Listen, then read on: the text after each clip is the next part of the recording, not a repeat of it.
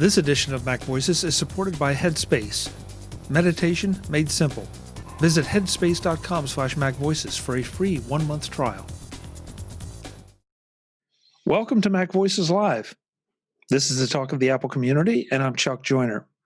Folks, we're live on Facebook on the MacVoices page. We're live on the MacVoices TV channel on YouTube. We do this every Tuesday night. You can join us either place in the chats on there, or if you get here early enough, you can get in the Zoom room with us. We have one guest in the Zoom room tonight, but right now they are not turning on their camera, which is perfectly all right. They are just getting to watch things up close and personal a little bit more. Tonight, we're going to talk about what's been coming out of CES. Not in Las Vegas anymore because it's all virtual. So now it's kind of equal opportunity to try to find what's there and, go to the sessions and talk to the virtual exhibitors and all. We thought it'd be fun to share some of the products we've seen and have been interested in, just how the whole virtual thing is going. So that's what we're going to do with an all-star panel here. So let's see. First up, I'm going to try to keep my screen here, but I'll probably blow it anyway. First up, Mr. David Ginsburg. David, good to have you. Thanks for coming. Thanks for having me, Chuck. Glad to be here. I'm excited to talk about the busy day we had today at CES. Yes, and it has been a couple busy days, no question about it, trying to keep all the balls in the air and attend everything, which is impossible anyway. Impossible. Mr. Guy Serle is here. Guy, welcome. Hello. Coming to you from a Mayonocaster? I can't remember how to pronounce the damn thing. It's interesting. Okay. I always have to change my audio setup every single week because... Yeah, I really think, Guy, that you could broadcast 365 days a year and use a different mic every day. Close. Yeah, it's close. Real close. Yeah. Maybe skip holidays. Yeah. Mr. Andrew Orr is with us. Andrew, you're hiding in the dark or something. I'm not quite sure why, what you're afraid of.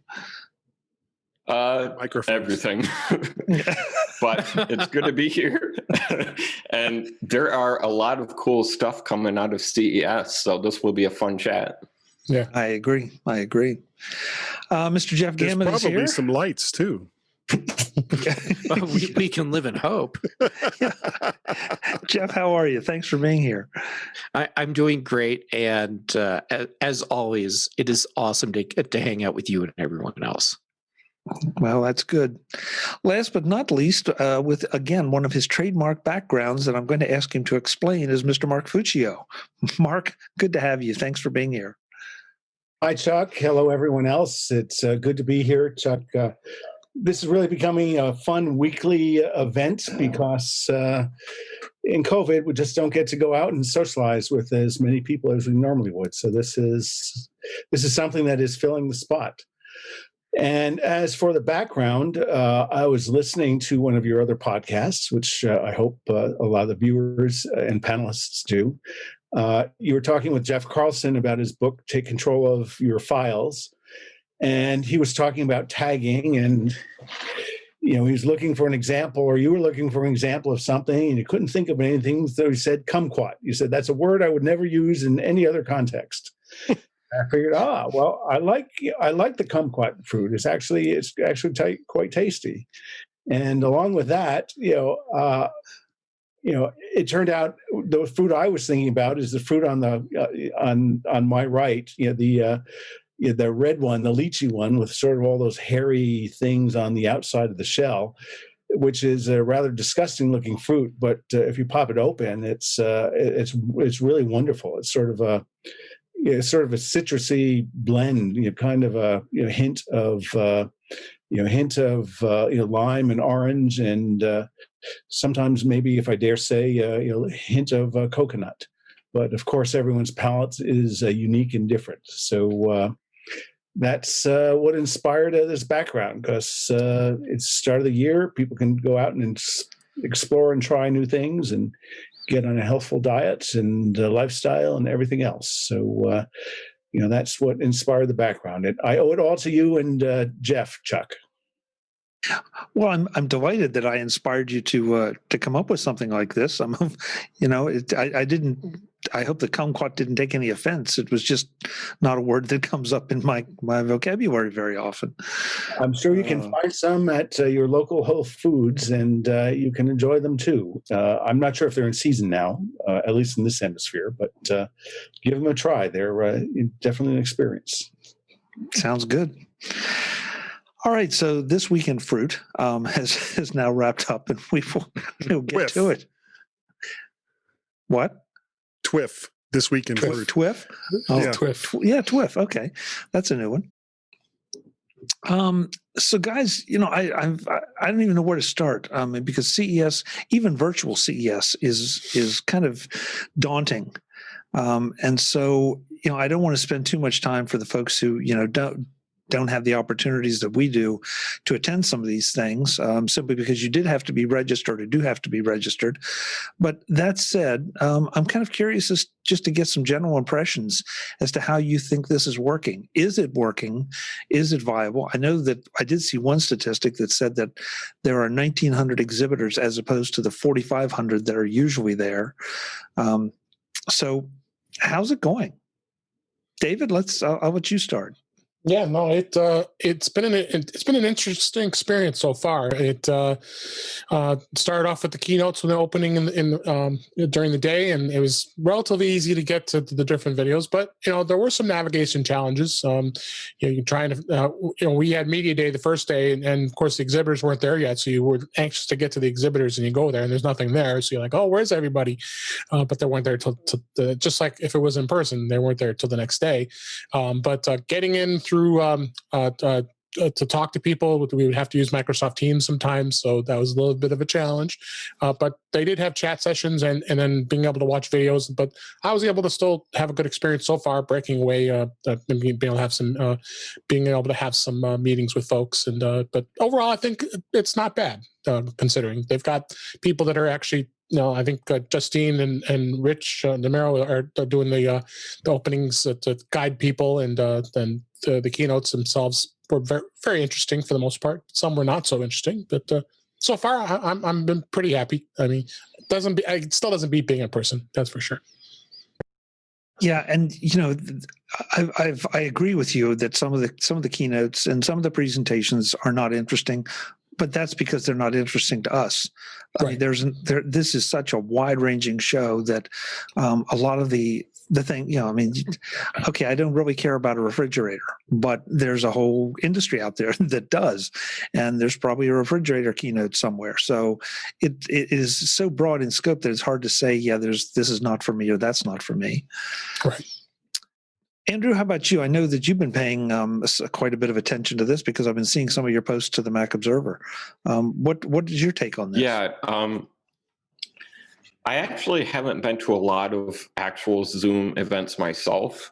I just get a nonstop stream of all the emails, and we all just pick and choose what we want to write about from that. One thing that we did notice is that so far, I have a lot of Mac accessories and products. It's really all about mobile. There was a lot of smart home stuff. So I don't know. I agree with something I thought was interesting. Yeah, I agree with you, except that now it seems like everything has an app component, and therefore it connects to your phone or your tablet in some fashion. So yeah, excuse me, may not be dedicated Mac or Apple, but it probably connects or interacts with it in one of your devices in some way. Guy, have you been attending things, or are you just doing the press release thing? I've just been kind of following some of the press releases and looking online at some of the things that are being released. And I have to say that the statistic that you mentioned, that they were down from 4,500 vendors to 1,900, should be worrying to anybody who follows a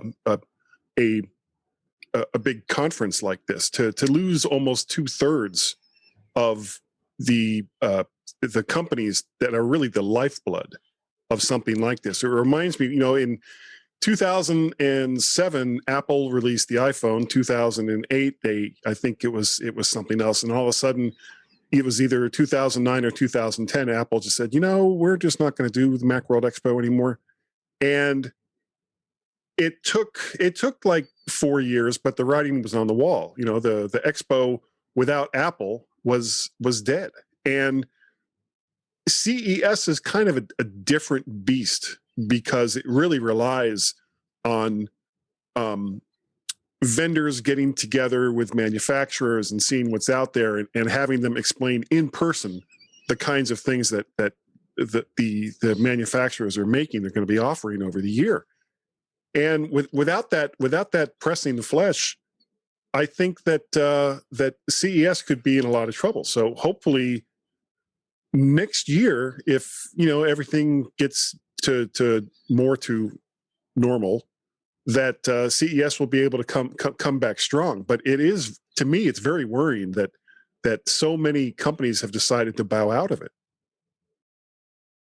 I agree with you, except that this is a virtual conference, right? And so I know that there had to be discussions. By necessity. Yeah, but I'm sure there were boardrooms all over the place that were having discussions about, do we spend the money to attend a virtual conference, or do we just do a press release of our own and maybe try to schedule appointments? So I guess I'm not as worried about it as I might be if this were a physical conference where we'd had that kind of drop in exhibitors.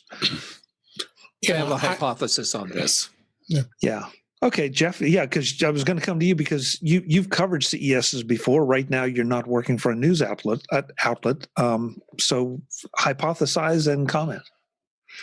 Okay, so I would have been shocked if we'd had a normal level of exhibitors for CES this year. And a lot of people don't look at CES through the correct lens, I think, which is that events that have CES, media, and then there all of the stuff that happens for the companies that are trying to actually sell something. And then that's the rest of the event. And for a lot of these companies, like in that area of what that I like to call knockoff town, where you have all of these products in tiny little booths mashed together, and they're making all of these knockoff versions of what you can see in the big halls. There's no reason for any of those companies to have a virtual booth at CES this year, because they're there relying on the people that are going to be coming through the aisles. And that's something that literally can't happen right now. So when CES can have an in-person show again, my expectation is that we will see a sharp increase in the number of vendors that are there. And since I'm not associated with any media outlet right now, I didn't get to do Showstoppers or PepCom, so I don't know what sort of numbers we were seeing for exhibitors at those events.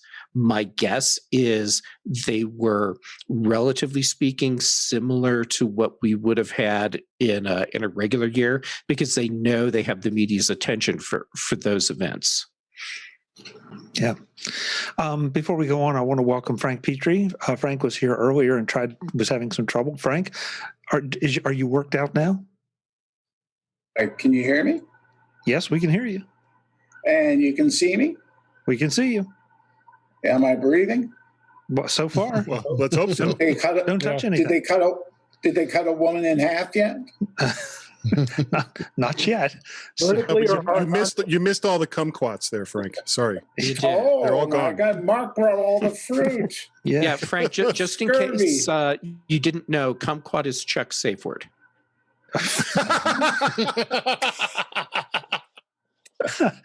Okay. That's more than any of us needed to know, including me. wow. Well, thank you, folks. Have a wonderful Yeah. evening. Yeah. Jeff will be here all night. all Make week, sure yeah. you tip your waiters The and waitress- waitresses. Yeah. Sure. Wait, this is live and recorded, right? Yes, Yeah. both. Yeah. Uh-huh. Depends how you look at it. I feel like we should apologize to somebody, but I'm not sure who. We apologize. Don't worry, to they'll the tell us. universe They'll for tell that. us. Yeah, they'll let us know. If anyone asks, my name is Andrew Orr. And my name is Andrew Orr. I'm Tim Cook. Oh, brother. This edition of Mac Voices is supported by Headspace. Meditation made simple. So you've probably already tried meditation at some point and it didn't work for you. Or maybe you thought you were doing it wrong. Maybe both of those were true, but you weren't trying it with Headspace. The new year is the perfect time to give it another shot, but this time with Headspace's guided meditation, so you don't have to wonder if you're doing it right. Headspace makes meditation simple, with audio cues and instructions to make sure that you are focused and getting the most out of your time. And they don't take a one-size-fits-all approach. They have a constantly evolving slate of meditations that are right for you, no matter what you're trying to accomplish. And that's another thing that I really like about Headspace. You start by selecting what your objective is: stress reduction, boosting focus, or just achieving an overall sense of well-being. Then you use the suggested meditations to get there. You deserve to feel happier, and Headspace is meditation made simple. Go to headspace.com/MacVoices. That's headspace.com/MacVoices for a free 1-month trial with access to Headspace's full library of meditations for every situation. That's the best deal offered right now, so head over to headspace.com/MacVoices today. Thanks to Headspace for their support of Mac Voices. Oh, Marc, where we're going? Marc Fuccio, what do you think? I mean, I know you're not in the press business, but you have to be watching some of this stuff as things come across Twitter or Facebook or whatever feeds you use. Yeah, so I'll table your products, just for a moment, because I want to address what Guy opened and Jeff commented on, and that is, yes, there's a lot of knockoff manufacturers, et cetera, who do come by CES, and that they're not having anything unique to show over even a virtual environment is probably not surprising. The other thing is consumer electronics is about an 85 billion market in the US. So it's not going away. And I think that just this year, we could say that the decline is a result of COVID and not any other seasonal trend in terms of consumer electronics. So having said that, the thing that one of the things that amazed me is we even had GM there, and they announced that they're doing electronic vehicles, and that FedEx bought the first 500 to come off their line. So there's certainly a lot of interest there. CES, consumer is sometimes it's the focus, sometimes it's just a useful event for companies to introduce cool stuff that they want to bring to the market. Some of the stuff I've been looking at is some of my interest over the past couple of years is looking at displays, and since it's come back, with the AirPods Max, some of the audio announcements and things. So it seems they're the usual suspects like Sennheiser, Sony, et cetera, are introducing new products.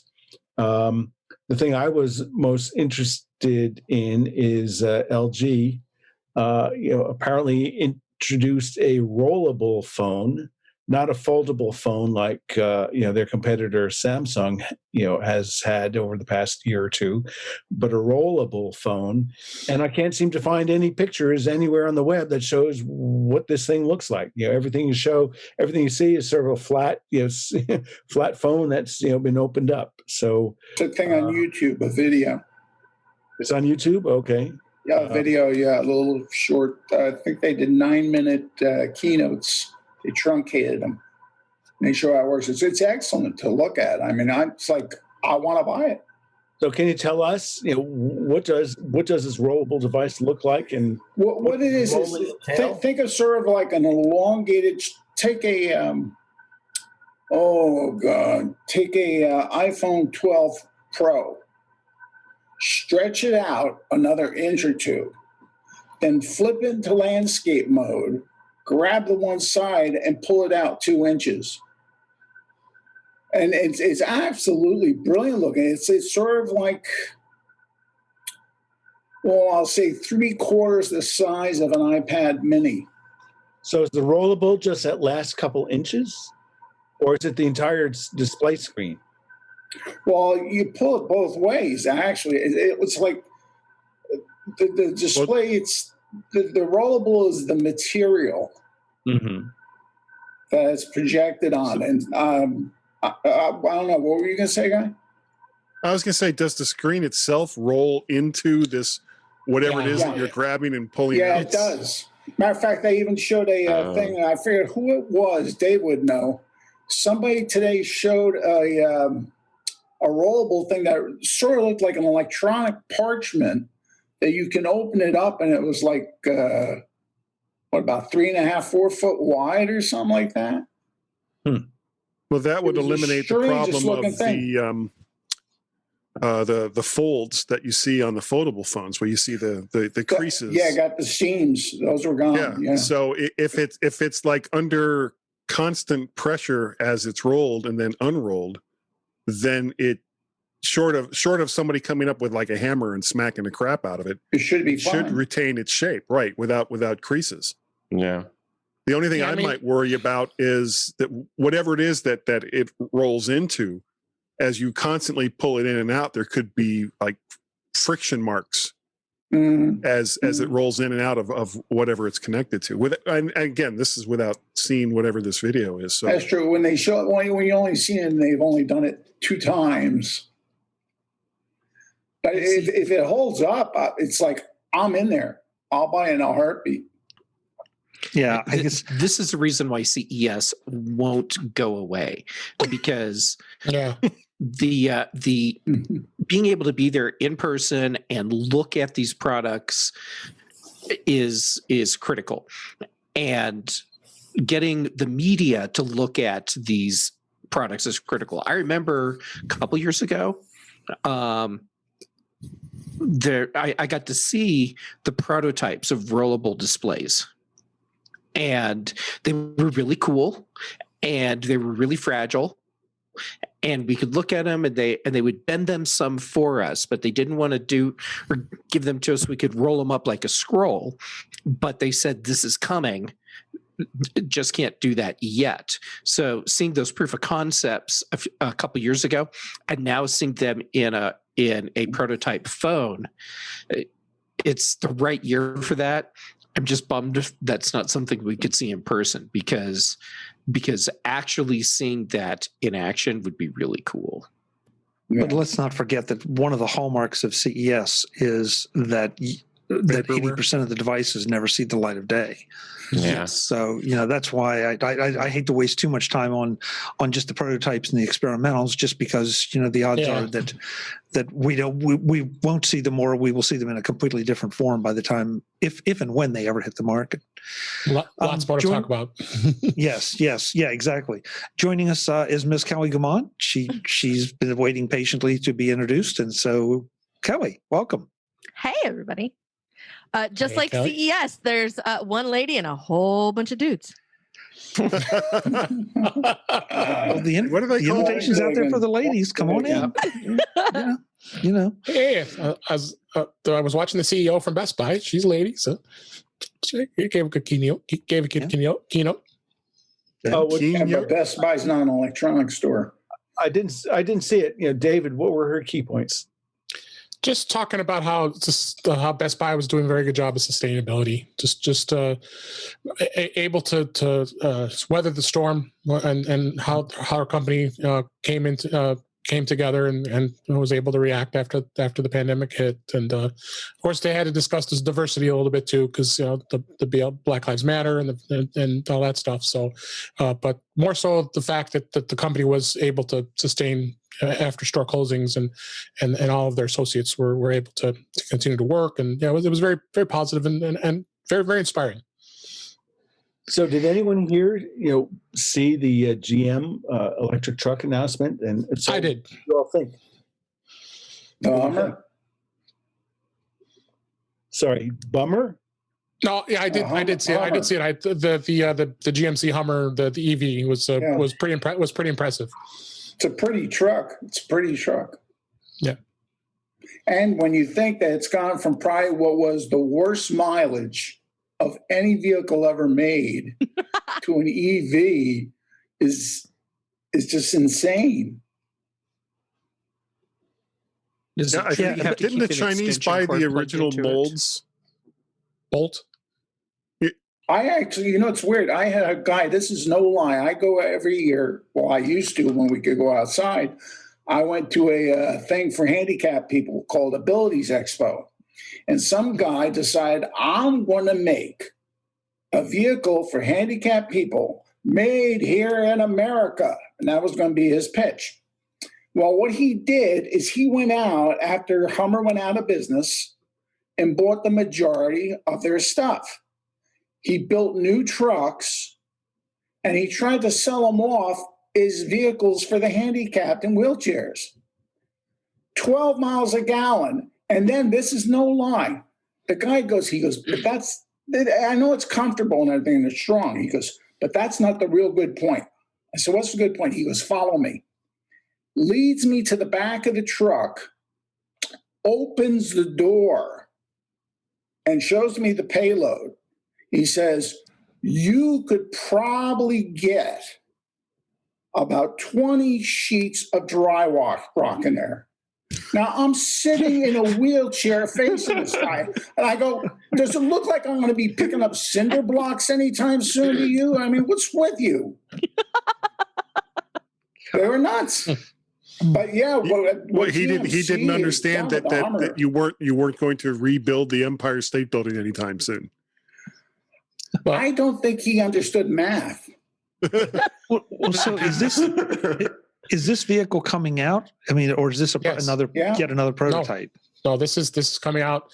The other thing that impressed me was I don't know the specifics of some of the Cadillac models, but the tech that's in there. I mean, just the dashboard's filled with immersing video. I mean, being able to have touch screens and being able to see the status of the car and everything. And it was very impressive. I thought the technologies that they've put into these vehicles it's a wave of the future, for sure. Isn't there like some kind of problem with feature creep? Where it's just like you're overloaded with information? Because I mean the whole point of driving a car is to drive a car, not to, have binge watch 14 to 30 different gauges telling you what your oil pressure and temperature of the rear right seat is. I want to binge watch the road. I think this, from that standpoint, Guy, I think that's going to be something that evolves. That, I have this funny feeling that if I were designing it, I think I would say, all right, I really don't, I can select what I want to know about and then let the car tell me what I need to know about. So that if my rear seat is on fire, then I would like to know about that. But otherwise, I really don't care. So don't show me an indicator for the rear seat, So I feel like, as far as like the dashboard, it feels like we used to have a lot of gauges. I used to drive a 1968 International Harvester with 2 gas tanks. Let's talk about mileage, right? I used to joke it got 8 gallons to the mile. But everybody I knew could fit in the back of the truck, and it was a long distance call from one side to the other. So it was fantastic. But that said, like, it had a lot of gauges, and I also drove a late 70s Grand Wagoneer for a while, and it had like a lot of sort of instruments and things that you could pay attention to in the dash. And then it seems like in the mid like the mid to late 90s, everything just became an idiot light. Like, I'm not going to tell you what's going on. I'm just going to tell you there's a problem here that you need to pay attention to. And it was just the red binary. engine light.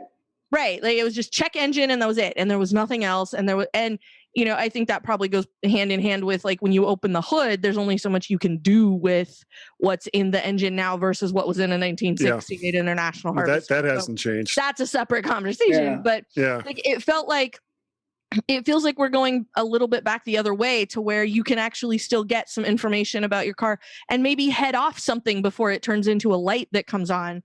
Like, if you're having trouble with your oil pressure, or you're having trouble with, tires is the one that I think of a lot. Like, if you're having a tire issue, that didn't used to be a thing that you could find out about. But now, like, it can tell you the pressure in the back one is low. And if you go fill it, you find out it's low again. Like, that helps indicate maybe there's some sort of larger issue instead of just waiting for it to explode one day driving down the highway. So, that notice is. I'm sorry. Yeah. So I would parse that, Kelly, because I think there's two ideas that you combined there. One is better diagnostics that alert you when something's necessary, and then the other one is what I call a gratuitous display of useless information, and certainly maybe the pendulum is swinging back from minimizing the amount of information, so you just get a check engine light that goes on, or time for service light that goes on, and people have been trained to take things in for that instead of knowing it's whatever. I mean, also the sophistication of engines have changed, so it's no longer you need to adjust your carburetor. Now your carburetor is like the injection control for Coke dispenser machine. Everything's highly automated and regulated and sensed, so you can't go in there with a screwdriver and really turn things. It's either it's working or it's not. And right. That's why I think we're seeing more of these binary sort of type of displays.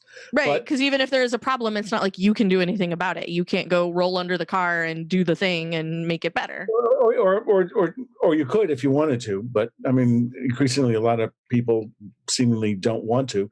But I think the other idea is just this gratuitous display of let's show more information as a way to market how advanced our vehicles are, and I think. If companies do that, I think they're going down the wrong direction. I think they're going down the boneheaded direction. This MacVoices Live panel will be back in the next edition of MacVoices and the next. We broke this conversation down into 3 separate parts to make it a little easier to get through because there's so much to cover when it comes to CES. So many observations about the products and their impact on what we will be seeing in the coming years and on our use of technology today. So that's next time on MacVoices. I hope you'll join us. Until then, and as always, thanks for watching.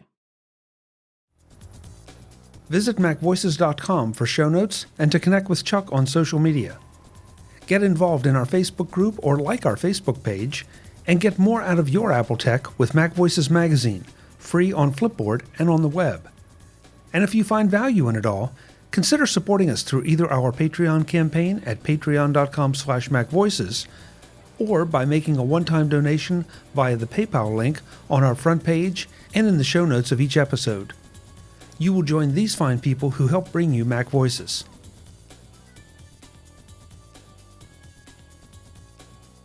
Advertising handled by Backbeat Media at backbeatmedia.com.